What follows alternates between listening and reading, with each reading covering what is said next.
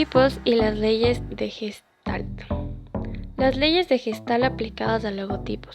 He creído que estas leyes son muy importantes en lo que viene a ser leyes de la forma, ya que son prácticamente cosas que nos van a servir para nuestra carrera, que son los logotipos y los isologotipos y todo lo que creemos para nuestra empresa.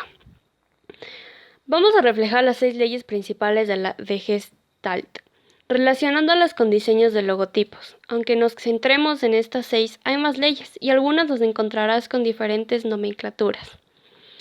Figura y fondo.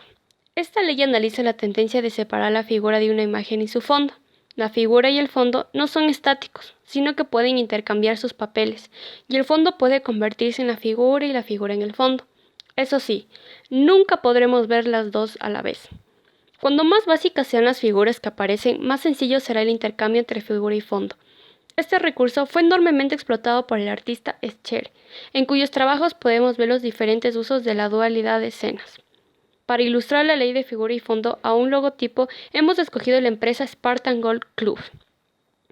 Podemos apreciar cómo la figura corresponde a un golfista marcándose un swing y el fondo, eludiendo la figura, corresponde a un espartano al más puro estilo 300. Cierre. La siguiente ley se caracteriza por la tendencia de nuestro cerebro a complementar los espacios de una composición. Cuando los elementos no llegan a cerrarse, nuestro inconsciente genera los detalles que faltan y da uniformidad a las figuras, eliminando a su vez los detalles innecesarios. Para reflejar la idea de la ley de cierre, hemos escogido el conocidísimo logotipo de la Organización de Conservación Natural. En la imagen podemos ver cómo toda la parte superior del panda permanece abierta, siendo el único contorno real las patas. Aún así, nuestro cerebro tiende a mostrarnos la imagen completa del oso, cuando conscientemente solo apreciamos unas manchas muy inteligentemente colocadas.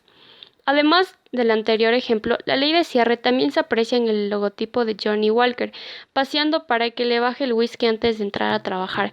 Vemos perfectamente cómo el isotipo está compuesto de formas abiertas que nuestro subconsciente complementa e interpreta. Semejanza. Según la ley de semejanza, nuestra mente agrupa los elementos que comparten características visuales y los unifica.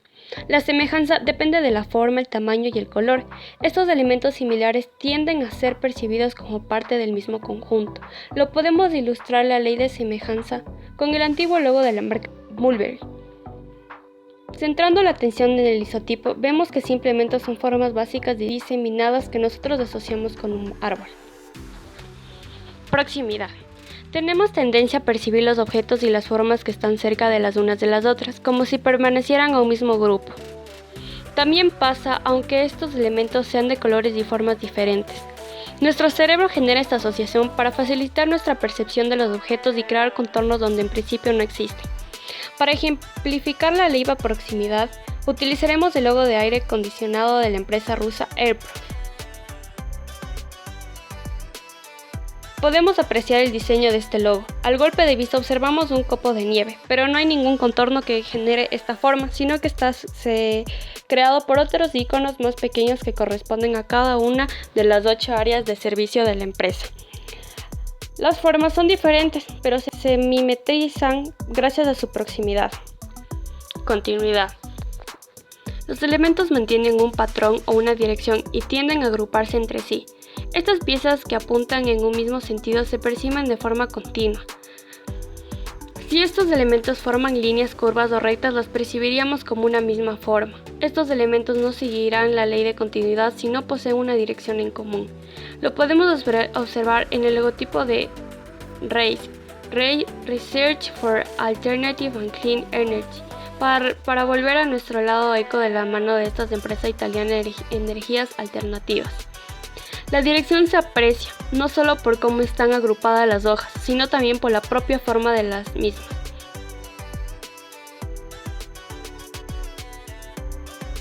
Por último tenemos la simetría. El cerebro persigue estructurar la información visual para que sea más fácil comprensible.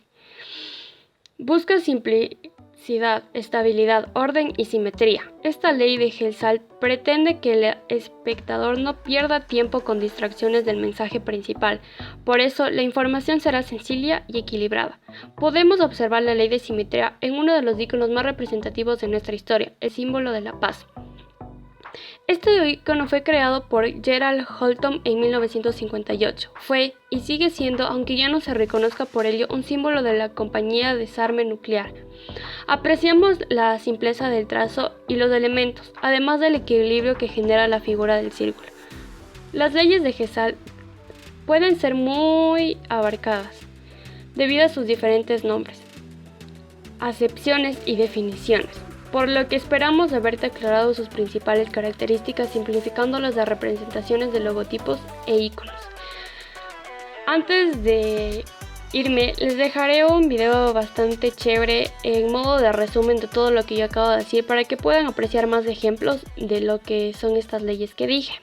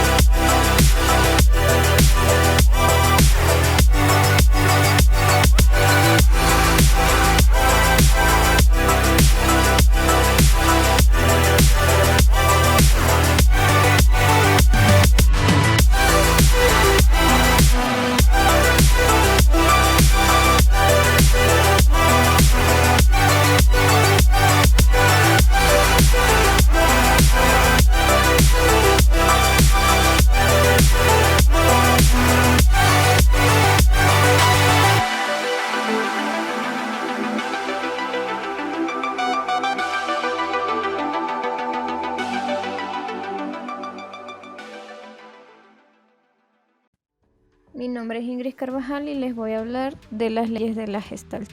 Ley de la experiencia. Esto se basa en que las personas utilizan conocimientos previos para entender ciertos elementos, o sea, que interpreten de manera subjetiva según su experiencia visual a lo largo de su vida. En ejemplos podemos ver el isotipo de Apple, el cual al ser tan conocido ya genera esta ley de la experiencia en las personas, pues con solo verlo nos transportamos a lo que es la marca, al igual que son los Juegos Olímpicos. Otros ejemplos son la Mona Lisa, la cual aunque esté distorsionada podemos verla o podemos reconocerla. Igual la figura de Michael Jackson y la figura de los Beatles, la cual es bastante conocida. Ley de la pregnancia. Es aquello con lo que nos quedamos impregnados cuando miramos. Es la forma cargada de información. La fuerza de la forma es la dictadura que la forma ejerce sobre los ojos. Por ejemplo, podemos ver que hay una fila de cascos de construcción, los cuales a simple vista pueden parecer una dentadura. Las personas al ver o al echar un vistazo simplemente se percatarían de la dentadura y no pondrían detalle en lo que realmente es. Luego tenemos de ejemplo el símbolo de Bauhaus, el cual conforma 3 círculos, los cuales están cortados de cierta manera que se haga un triángulo en el centro. Nuestros ojos solo se centrarán en el triángulo. De igual manera pasa con el ejemplo de al lado, el cual es un cuadrado. Otro ejemplo es que al ver este elefante no nos percatamos de que las patas están de una manera en la que no corresponde con el cuerpo del animal. El último ejemplo es el típico de ver una copa o dos caras. Como nosotros vamos a verlo a simple vista, podemos notar que solo se va a centrar en ver la copa. Principio de enmascaramiento. Cuando una forma es buena, es capaz de resistir a cualquier perturbación a la que se le someta. De ejemplo tenemos la imagen de un caballo, la cual es visible aunque esté completamente oscuro. Ley del contraste. Hace referencia al impacto visual y a cómo cada forma es percibida mejor cuanto mayor sea el contraste entre el fondo y la forma. Ejemplo. Primero vamos a ver que están muchos paraguas negros y el único, el cual es amarillo, es el que se hace protagonista en la imagen. Asimismo pasa con las figuras a un lado, las cuales son circunferencias. Otro ejemplo es las circunferencias de los colores, los cuales al tener fondo negro hacen un contraste, el cual los ayuda a resaltar. Luego tenemos dos cuadrados, los cuales al estar en un fondo blanco podemos percibirlos de mejor manera. Principio de Birkhoff. Una forma será tanto más pregnante cuanto mayor sea el número de ejes que posea. Esto nos quiere decir que al momento de tener varios ejes en una imagen o en una forma, nuestra memoria lo recordará aún más. Entre los ejemplos tenemos la Torre Eiffel, la cual su estructura tiene varios ejes. Tenemos dos imágenes, los cuales tienen varios ejes que ayudan a hacer un efecto hipnotizante. Principio de jerarquización. Una forma compleja será tanto más pregnante en cuanto la percepción esté mejor orientada, de lo principal a lo accesorio, o sea, jerarquizadas. Un ejemplo son estas vasijas de cerámica, las cuales podemos ver que una es la más grande, la cual se podría decir que es la protagonista, y las demás van disminuyendo en su tamaño. Luego están las típicas muñecas matrioshkas, las cuales son la grande y luego van saliendo las más pequeñas hasta llegar a la que es aún más pequeña. Y un ejemplo más cotidiano son las publicidades de comida rápida, en este caso McDonald's, en el cual podemos ver que el protagonista es la hamburguesa y la gaseosa y las papitas son el accesorio, o en este caso el acompañamiento. Mi nombre es Nube Naranjo. Les voy a hablar sobre los conceptos que se refiere a las leyes de la forma. Primero, eje. Es un elemento lineal que se organiza de forma que los espacios distribuye en un campo de una manera ordenada. En el eje también se puede verificar un espacio de una línea imaginaria o un plano en el cual se organiza una composición arquitectónica o un diseño. En este caso, presentamos dos ejemplos breves en el cual se generan. Ejemplo 1. Ahí podemos verificar una imagen en el cual hay espacios que se generan, en el cual está organizado de manera correcta, y en el segundo ejemplo podemos verificar también una composición arquitectónica en el cual se puede verificar líneas ordenadas, líneas imaginarias donde se generan espacios. Segundo, malla. Es un elemento de forma que se genera un organizador en un campo en el cual está basado a la apariencia de ejes que tiene un origen geométrico y espacial de forma clara dentro de una composición arquitectónica. Ejemplo. Ahí podemos visualizar en estos dos ejemplos de manera imaginaria, en el cual se presentan varios ejes en el cual se une esta composición de manera geométrica.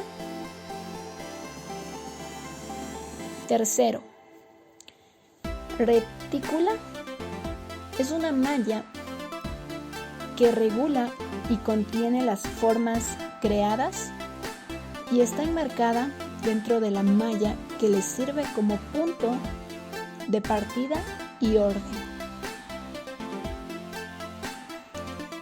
Presentamos a continuación dos ejemplos en el cual es un diseño que se refiere a un instrumento que nos sirve para distribuir elementos como texto, imágenes, podemos realizar tablas, columnas, en el cual podemos generar un buen trabajo.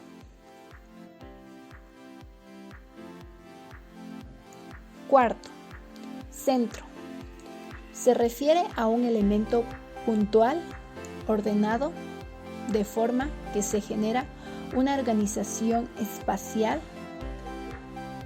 que articula y organiza a través de un punto que crea tensión hacia donde está ubicado el centro geométrico del campo. Al contrario, también se puede verificar en cualquier lugar de él. A continuación, presentamos dos breves ejemplos en el cual está ubicado el punto céntrico.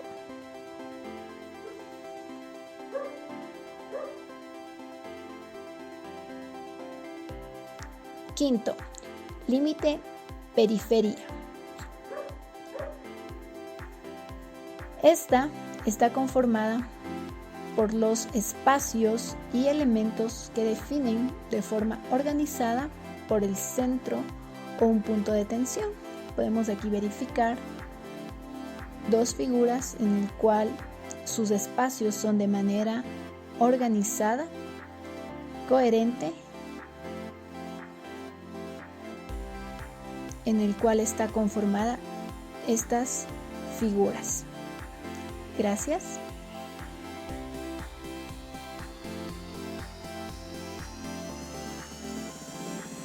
Mi nombre es Darwin y yo les voy a hablar sobre la diagonalidad. Es el sentido que tiene una composición con referencia a unas líneas horizontales y verticales de un campo. Aquí tenemos unos ejemplos con líneas diagonales en referencia a las líneas horizontales y verticales del campo. Tenemos la axialidad, que se refiere al plano que divide las secciones superior e inferior o derecha e izquierda de un cuerpo. Aquí tenemos líneas horizontales y líneas verticales que dividen prácticamente en la misma imagen en la izquierda y en la derecha. El volumen es el recorrido de un plano en movimiento. Las características: tiene posición en el espacio, está limitada por los mismos planos, tiene longitud, anchura y profundidad, posee orientación y posición. Lo bidimensional es plano, largo y ancho, tal como podemos ver en las figuras que tenemos. Lo tridimensional es volumétrico y por eso, aparte de ancho y largo, posee profundidad. Aquí en la izquierda tenemos un dibujo en dos dimensiones que solo posee alto y largo, y en la derecha tenemos un cuerpo que posee largo, ancho y alto. El cuerpo es aquella figura tridimensional que posee ancho, largo y profundidad. El largo es la mayor de las dos dimensiones principales de una figura plana. El ancho es la menor dimensión en las figuras planas. Y la profundidad en el dibujo se refiere a la diagonal que genera en la vista la ilusión de tercera dimensión. Muchas gracias.